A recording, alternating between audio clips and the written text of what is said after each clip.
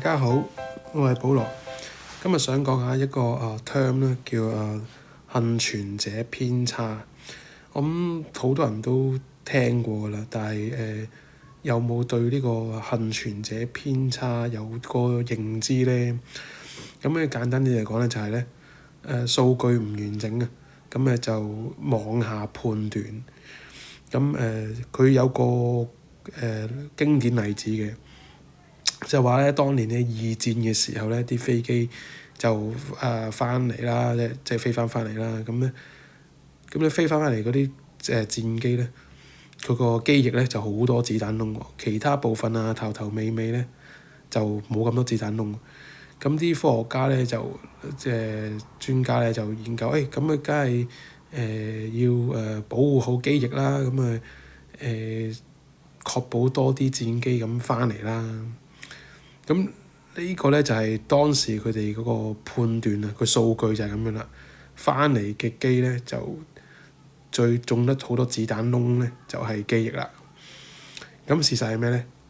事實上咧，原來咧中得咁多子彈窿嘅機翼咧都翻得到嚟喎，反而咧頭尾或者中咗引擎咧，中一兩粒彈咧就翻唔到嚟，其實先係重點。即係話咧，其實應該加強對個引擎嘅保護啊，先係啱嘅。你加強機翼咧，其實佢中咁多彈咧，佢都翻到嚟喎，係咪？咁延伸就咩咧？就譬如咧見到一啲 YouTuber 啊、KOL 啊，喂得喎，有好多流量喎，好多 fans 喎，好多 view 數喎。咁我都做 YouTuber 啦，實賺大錢啦。又或者以前都唔係以前啫，而家都有㗎。炒 iPhone，喂賺到幾廿萬喎，哇幾百幾200萬喎，炒 iPhone。又或者炒場啊，炒演唱會飛啊，又或者一啲創業啊，做生意啊，擺年宵啊，賺大錢啊。咁就會覺得哇咁容易成功嘅，買咩都得喎。做 YouTuber 講乜都得喎。iPhone 總之買到就賺大錢㗎咯喎。咁事實上係咩咧？有啲數據反映唔到出嚟，唔係反映唔到出嚟，係你唔知失敗者嗰啲數據，你冇去認真去睇失敗者嘅數據。我哋一年有幾多個 YouTuber 就淨係得10幾個 view、100幾個 view， 係日做爛做，日播夜播都未成功啊！炒 iPhone、炒窿嗰啲你有冇睇到咧？炒演唱會飛、炒窿嗰啲有冇見到啊？其實冇見到。咁但係咧，我又想講一樣嘢。其實我唔會質疑呢個理論啊，質疑呢個幸存者偏差。但係我發覺咧，就係因為我啲年紀，我啲朋友咧就都有一副創業夢啊，或者一副發達夢啊。咁有時我就 send 啲新聞啊，或者 send 啲片啊，就話呢個幾成功，嗰個幾掂啊，做生意好好啊，或者咩10大傑出創業家啊。但係總有幾個朋友即係都普遍嘅，佢哋下意識一句就係幸存者偏差咯。即係你失敗嗰啲，阿保羅你失敗嗰啲你唔 send 出嚟，你就係 send 成功嗰啲。失敗嗰啲1000幾百萬個，你唔係唔知啊嘛？啲幸存者偏差嘅啫。喂，嗰個 YouTuber 嗰個大胃王、大食王拍片成功，有啲食到嘔啊，都冇人睇啦，邊有咁容易啊？最明顯就係啲歌手啦，明明有實力嘅、唱得嘅冇問題嘅，都可以唔成功嘅。你就係講成功出名嗰啲歌手，哇！一年參加新秀嗰啲，一年參加造星嗰啲幾廿萬人咩海選啊，咩大選出到嚟又係落選，即係成名都幾個係咪？咁其實冇錯㗎。咁你照你好普通嘅，譬如啦，你上堂考試，咁總有5%嘅人係得個低分30分 below 30分，有5%嘅人係高過90分，高過95分，咁剩翻嗰90%嘅人都 within 40至80分咁樣，其實好正常嘅喎。咁成功嘅人可能得1% 或者5%，好平常嘅啫。但係你個 focus 喺邊度先？咁我又舉個例子啦。咁你覺得李嘉誠係咪幸存者偏差？咁你覺得巴菲特係咪幸存者偏差？你覺得標記係咪幸存者偏差？你覺得iPhone 教主係咪幸存者偏差？即係其實你要套用咩幸存者偏差啊，或者咩理論都冇問題，但係你個 focus 喺邊先？如果因為我感覺啊，同埋佢哋言行之間咧，好容易得出第一個感覺嘅一個反應就係好彩咯。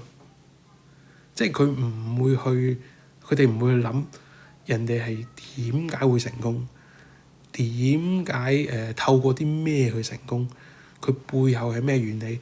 但係佢哋第一個直覺就係佢好彩啫。即係好粗俗嗰啲，咁多人死佢咁啱冇死啫嘛。但係佢用咗幸運啊，用咗運氣嚟去壓倒一切，去取代佢一切嘅努力，或者取代佢嘅智慧又好啦，或者佢嘅心思又好。呢個就係我最幾唔理解嘅地方。因為譬如我當一啲好成功嘅例子，或者賣嗰個人買嘢食開鋪頭，點解咁成功？即係我會諗點解人賣豆腐佢賣豆腐咁成功嘅？或者年宵佢人擺檔佢擺檔，點解都係成功啲咧？即係我會諗運氣以外嘅嘢，即係我能夠學習到嘅嘢。但係咧，我就見到我啲有啲朋友咧，佢就一嚟就話好彩咯，咁啱咯。佢哋就冇去諗啊，然後就話咁好多人失敗，你唔講，咁失敗咁總有失敗原因啦。但係點解成功嘅原因你又唔去探討，或者去研究下點解人哋會成功咧？你一嚟就話幸存者偏差咁完咗啦，就其實嗰個學習嗰個心態唔夠積極，唔夠好，或者簡單啲講驚輸咯。即係好有啲你又想發達，又怕輸，又想創業，但又驚蝕，咁其實冇咁着數嘅。咁我講咁多嘢做咩咧？其實幸存者偏差又好，或者其他理論都好，咁你就係想睇數據啊嘛。咁我假設李嘉誠又好啦，嗰隻巴菲特又好啦，或者好叻嗰啲 YouTuber 或者歌手好啊，係啊，咁係5% 嘅人成功咗啊，跟住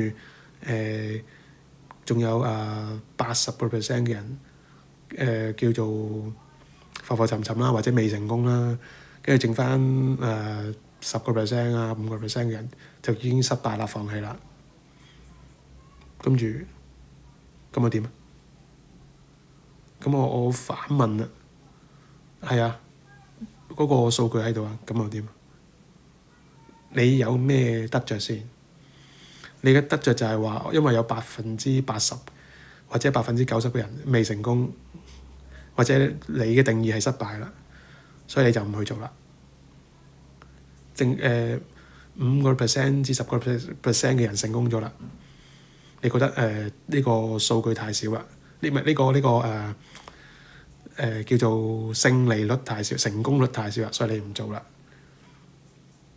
咁我反問你，有啲乜嘢係80-90% 嘅成功率，20% 係失敗率，而你又會去做啊？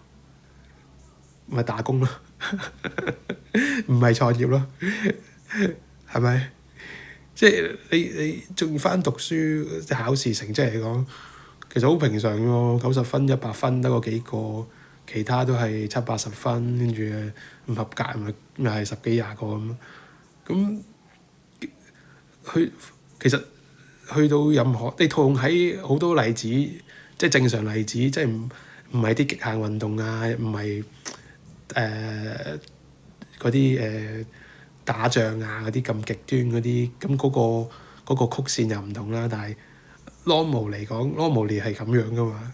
呢個其實唔關幸唔幸存者偏差事㗎。其實你套用喺你有做任何嘢、任何事情上面都好啱㗎喎。咁我就真係好想問嗰啲朋友嘅。咁係啊，你知道其實你知㗎，呢個事實嚟㗎。咩唔使講咩幸存者偏差啦。咁咩嗰啲傑出成功人士每年即係每年讀書或者每年投資做生意嘅人都幾千萬個，咁係得嗰幾十個成功。咁係咁㗎啦。李嘉誠都唔係幾多個嘅李嘉誠啊，唔係幾多個巴菲特啊，唔係幾多個教主同標記，係唔係幾多個馬斯克㗎啦，係咁㗎啦。咁點啊？即係你我哋學咁多嘢，睇咁多嘢，或者睇一啲人物傳記啊、成功例子啊、勵志電影，你想學到啲乜嘢？係純粹當一個故事去聽，然後你知道呢件事完，定係其實你要成功又好，或者你想成長又好，想活得更加不同又好，你唔係就應該去揾人哋一啲特點出嚟咩？去揾人哋啲特長出嚟，然後去學習嘅咩？所以我就唔會成日用，即係我去睇一件事嘅時候，我好快咁撇除咗幸運啊，好快咁撇除咗幸存者偏差呢樣嘢。我唔係幾睇運氣幸運，即係當然啦，嗰件事睇嗰件事係咩？但係90%我就睇佢努力喺邊個位，佢成功喺邊個位，而唔係講佢有父母蔭啊，佢中6合彩有夠錢又再去做生意啊，或者做投資啊。咁其實對呢個學習係冇乜用嘅。咁唔知大家係點樣睇幸存者偏差，或者對於去睇一件事，你 focus 喺邊個位咧？歡迎大家繼續收聽《難多口水難多廢話》，我係保羅。